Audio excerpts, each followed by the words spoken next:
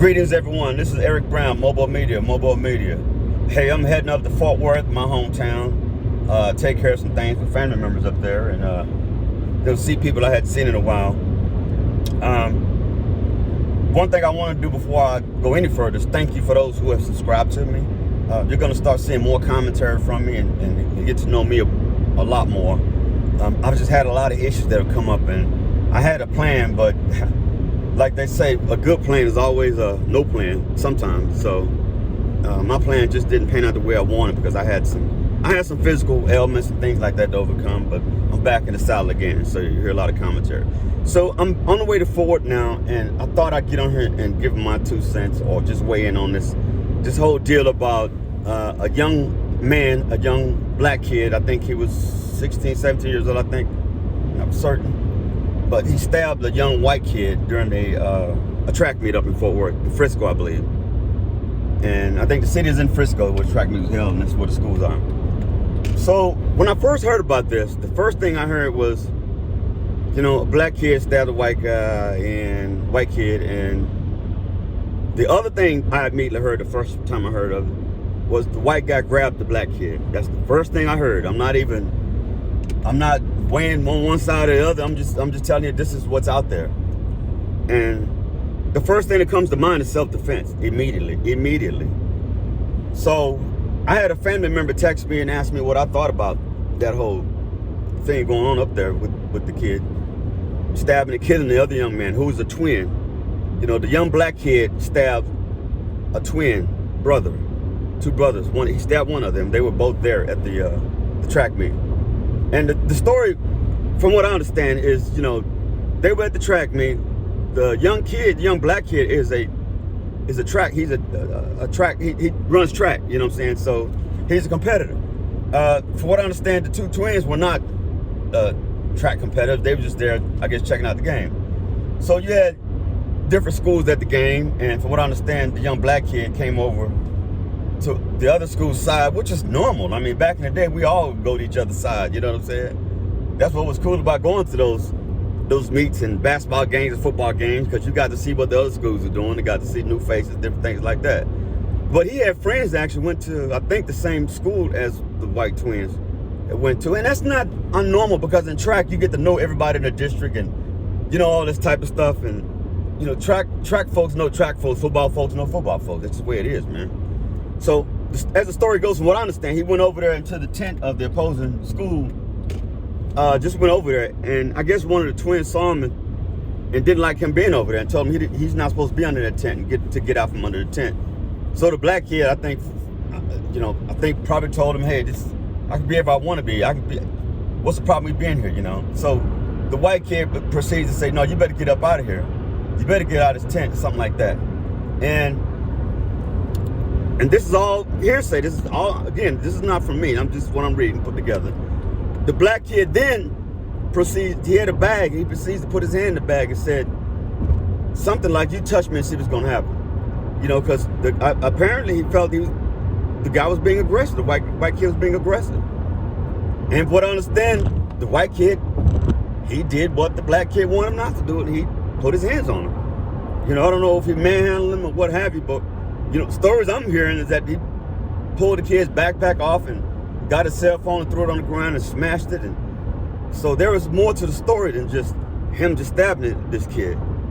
But there's a lot of controversy now because people are trying to make it out of a race issue.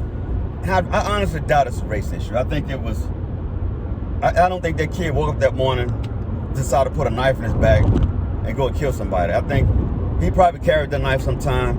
And I wouldn't doubt if a lot of other kids carry knives, man, with everything going on nowadays. With all the guns on the street, they worried about knives. Come on, man. These kids, man, all the school shootings and everything else, man, these kids are also trying to find ways to protect themselves. And you have bullies out there. There's the whole bully thing, because from what I understand, these 2 kids these 2 twins, one of which was killed, you know, and my condolences to their family, by the way, because a life lost, any life lost is a bad thing, especially with a young person. So my heart goes out to their family. But yeah, I wouldn't be surprised if kids that carry things like mace and knives and things like that, especially with events off school grounds, because from what I understand, a lot of schools have metal detectors or something like that.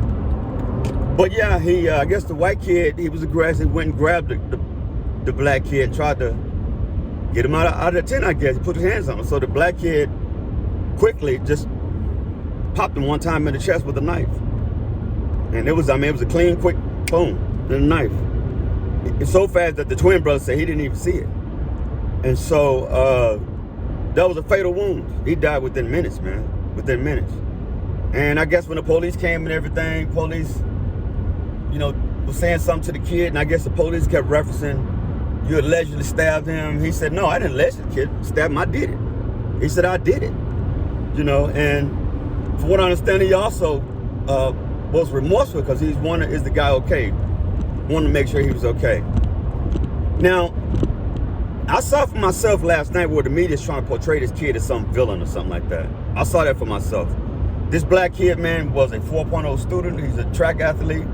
Real good, upstanding kid, man. You know what I'm saying? No trouble, no criminal history, none of that stuff, And I saw where they tried to make him out to be a monster by posting a picture up he had of a gun, him having a gun in the photo, but from what I understand, it was an airsoft gun. It wasn't even a real gun.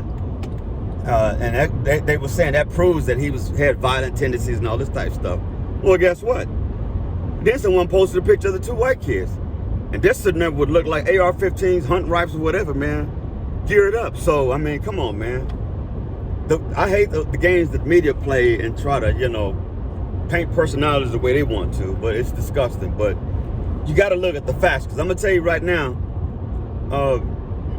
but before I go there, the kid is right now in jail. I think he's still in jail. They had him on a $1 million bond in jail, which I think is crazy excessive. That is absolutely crazy. That a kid like that, no criminal history, 4.0 student, shame on that judge for giving that kid a $1 million bail. Shame on that judge. But the more I look at this whole situation, I kind of understand why that kid was getting a $1 million bond. And I'll dive into that just a little bit, But the thing about the kid, he was from Frisco. So Frisco is, I didn't know, but Frisco is 8% black. So there's not a lot of black there in the city. And as a black man myself, I can tell you that kid probably, who knows what he dealt with. But I can tell you this, he didn't deal with nothing. That don't happen, not with the skin I'm in. You're gonna deal with something. It just depends on how you perceive it, how you dress it, how you wanna deal with it. But you're gonna deal with this stuff as long as you wear the skin that I'm in. And who knows what he dealt with, man. From what I understand, they were saying these two white kids were bullies, man. And they were some big kids. I think 200 pounds is what they were saying. And this other kid, he was a little small kid. And you track, you're not big running track, you know what I'm saying? So, at the end of the day, when it comes time for this kid to go for this case to go before a grand jury, prosecutor, whatever, it has to go before a grand jury before them to indict him. Some questions are gonna have to be asked, and it's gonna be black and white. I don't care what emotions play out in this thing. Yes, someone lost their life. There are parents grieving, the twins, brothers grieving. I understand that, but the questions are gonna be asked. Two questions I know that come to mind are definitely gonna be asked. One, who was the aggressor? And two, did the black kid feel he was threatened for injury, harm, or death? Or any of those, you know what I'm saying? Injury, harm, or death. If he felt threatened. Or injury and death, you know what I'm saying? And so, by all accounts, it fits the category for self-defense from everything I'm seeing. Unless I'm, I'm missing something, because there was a lot of eyewitnesses that are corroborating what the young kid said as well. But again, they're gonna paint the picture the way they want to paint it. I'm just speaking on the facts that I've read on and what the media is reporting and the photos I've seen and things like that. But the young kid will have his day in court. I hope this thing gets to a point to where this is a wake-up call for us all, that there's something amiss in society right now, where kids have to resort to killing each other. There's something amiss in society, and it's not just with these kids with the stabbing. It's the kids on the street, the shootings, the gang violence, all this and they're getting younger and younger, and the crimes are getting more horrific and more horrific. And so, you know, we just got to pray for our youth, man. We got to pray for them, and hopefully, you know, hopefully in the future, you know, rather than use knives and guns, you know, they can come with compassion and love. Hell, or at least just come from the shoulders. You know what I'm saying? Old school. But the other way, man, is they're immature decisions that are made. The kids don't know the ramifications of those decisions. They really don't understand those decisions, man, until they're old men sitting in prison after about 30, 40 years, based on a stupid killing they did that was senseless. So with that, I'll let y'all go. Speaking of senseless, that's the word that's being thrown around right now, and I totally disagree. Senseless, that even if I didn't know any facts going on with that case, and I only knew that, you know, this guy went and touched that kid and the kid stabbed him. You know what I'm saying? That to me right there shows you it wasn't senseless, it was for a reason. Senseless when it's just like the kid just went and just started stabbing folks. There was nothing happened. No, that's not the case here. There was a cause and there was an effect. And so this wasn't senseless. So let's pray for our youth. Let's pray for our world. Let's pray for each other. Hey, y'all take care.